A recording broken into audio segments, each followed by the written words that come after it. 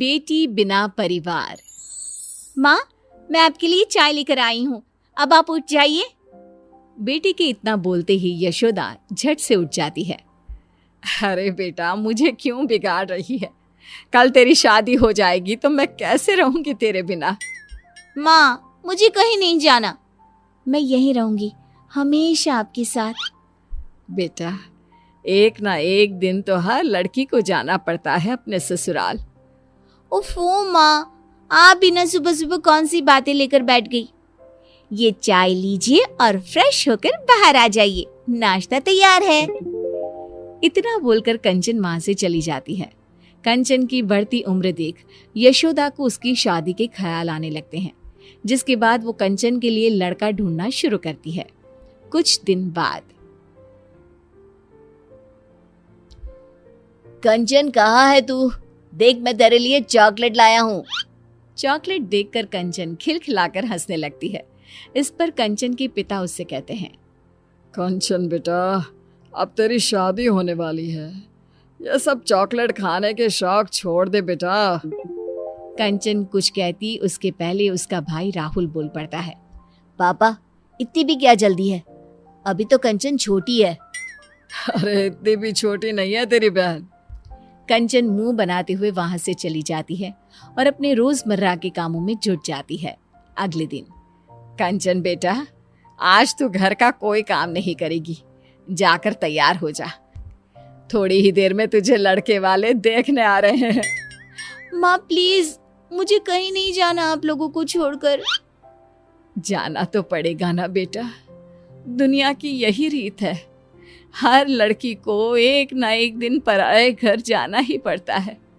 चल अब जा, तैयार हो जा जल्दी से। माँ की बात मानकर कंचन तैयार होने चली जाती है, जिसके कुछ घंटे बाद लड़के वाले भी कंचन को देखने उसके घर पहुंच जाते हैं। दोनों ही परिवारों को रिश्ता मंजूर हो जाता है और एक सप्ताह बाद कंचन की श्लोक के साथ शादी हो जाती है। कंचन के जाने के बाद सभी को घर बहुत खाली खाली सा लगने लग जाता है।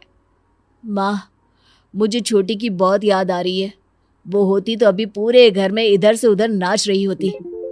हाँ बेटा, तू सही कह रहा है, उसके बिना ये घर खाने को दौड़ रहा है, लेकिन हम कर भी क्या सकते हैं, एक ना एक दिन तो ये होना ही था।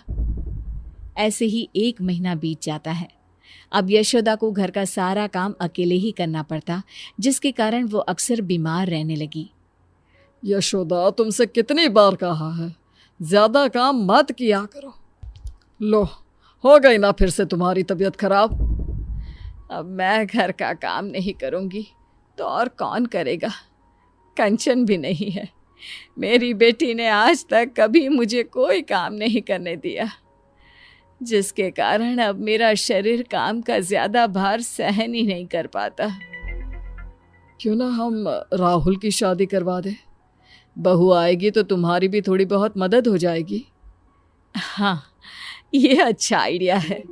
घर वाले शादी की बात शुरू करते हैं और देखते ही देखते कुछ महीनों में राहुल की शादी अंजलि नाम की लड़की से हो जाती है और घर में आते ही अपने व्यवहार और स्वभाव से अंजलि सभी का दिल जीत लेती है। शादी के कुछ दिनों बाद। बहू, जरा चाय तो पिला दो, सुबह से चाय नहीं पी है। अंजलि अपने ससुर के लिए चाय बनाकर लाती है।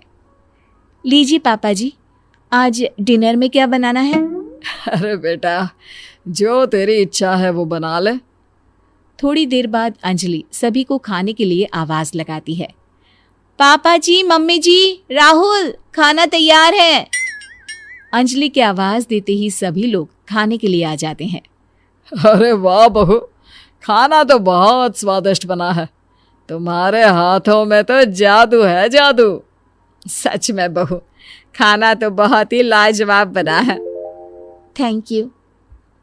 माँ पापा, मैं सोच रहा था क्यों ना हम सब कहीं घूमने चले। हम सब क्या करेंगे जाकर बेटा, तेरी अभी नई नई शादी हुई है, तू बहू को लेकर जा। नहीं मम्मी जी, आप लोग नहीं जाएंगे तो हम भी नहीं जाएंगे। अंजलि के इतना प्यार से बोलने पर घर वाले उसे इनकार नहीं कर पाते और उनके साथ चलने के लिए मान जाते हैं। एक काम करते हैं, साथ में कंचन को भी ले चलते हैं। बहुत दिन हो गए, उससे मिले भी नहीं। हाँ हाँ, क्यों ना हम कंचन दीदी को सरप्राइज दें, वो तो खुशी से पागल हो जाएगी। ठीक है, फिर मैं आज ही उसे यहाँ आने को बोलती हूँ। उसके बाद हम सब उसे सरप्राइज देंगे, फिर सब साथ में घूमने जाएंगे। फिर क्या था। यशोदा तुरंत कंचन को फोन मिलाकर बैठ जाती है, जिसमें दोनों माँ बेटी की लंबी बातें चलने लगती है। और उसी में, तुझे पता है कंचन, तेरी भाभी बहुत अच्छी है। जरूर पिछले जन्म में मैंने कोई अच्छे कर्म किए होंगे जो मुझे अंजलि जैसी बहू मिली है। अपनी माँ के मुंह से किसी और की इतनी तारीफें सुनने के बाद कंचन को अपनी भाभी से जलन होने लगती है। माँ, आपको नहीं लगता आप कुछ ज्यादा ही बहू की तारीफ कर रही हैं?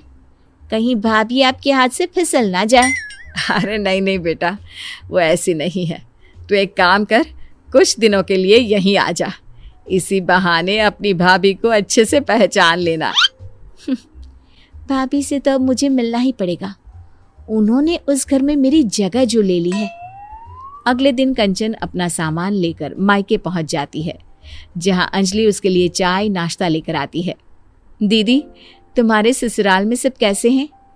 मेरे ससुराल में सब ठीक है। आप यहाँ का बताइए कि सारा काम आप बराबर कर लेती है ना?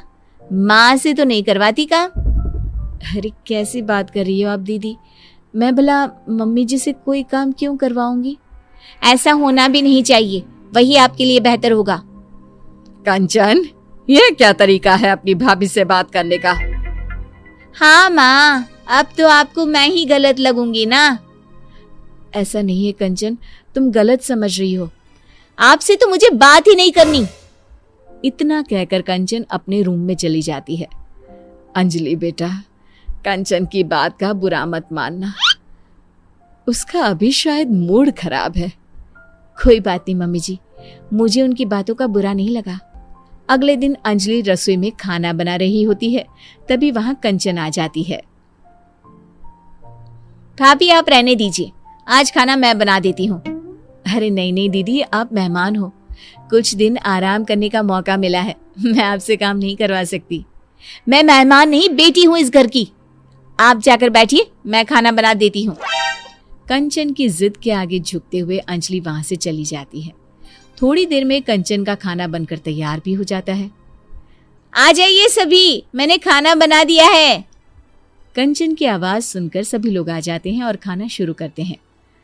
आज बड़े दिनों बाद तुम्हारे हाथ का खाना खाकर मजा आ गया बेटा।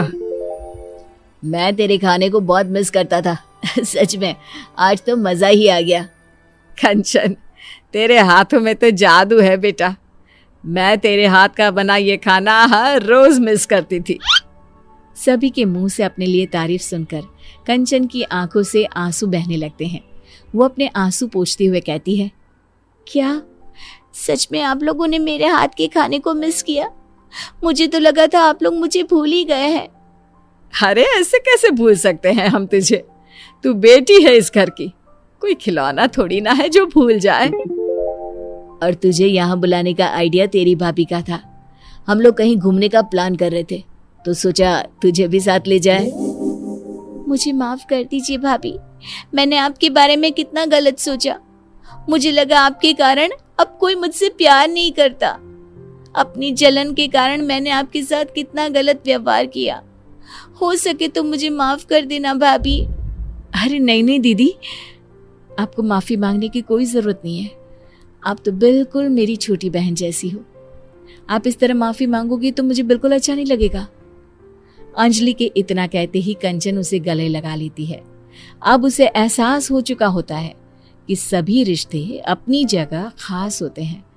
कुछ नए रिश्तों के जुड़ जाने से पुराने रिश्तों का प्यार कभी खत्म नहीं होता, ना ही जीवन में कभी कोई किसी की जगह ले सकता है।